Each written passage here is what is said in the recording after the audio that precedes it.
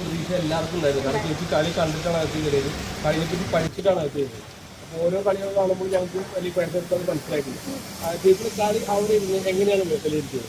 അല്ല, അവൾ അത്യാവശ്യം നന്നായിട്ട് കളിച്ചിട്ടുണ്ടായിരുന്നു. മാത്രമല്ല അവിടെ പോകുമ്പോൾ ആൾക്കാർക്ക് കുറേ ഇതുണ്ടായിരുന്നു, അവിടെ പോയിട്ട് മാത്രമേ ഉണ്ടാവുള്ളൂ. പക്ഷെ എനിക്ക് തോന്നുന്നു മിക്ക ആൾക്കാർക്കും അവളൊരു അതിനുള്ളൊരു മറുപടി അവൾ അവിടെ ഗെയിം കളിച്ചിട്ട് തന്നെ ഒരു കാണിച്ചു കൊടുക്കുന്നത്. കാരണം കുറേ കമൻസ് വരുന്നുണ്ട്, എനിക്ക് തന്നെ കുറേ മെസ്സേജസ് വരുന്നുണ്ട്, അവൾ ടോപ്പ് ഫൈവ് എന്തായാലും വരേണ്ട ഒരു കണ്ടസ്റ്റൻ്റ് ആയിരുന്നു കൊണ്ട്. സോ ഹാപ്പിയാണ്. കാണാറില്ലേ? പിന്നെ ഞാൻ അവള് കണ്ടൊക്കെ മുന്നേ ഫസ്റ്റ് ലൈവ് ഫുള്ളിരുന്ന് കാണാനാണ്. ഒന്നും പറയാനില്ല, എനിക്ക് പ്രത്യേകിച്ചില്ല, കുഴപ്പമില്ല, കുഴപ്പമില്ല.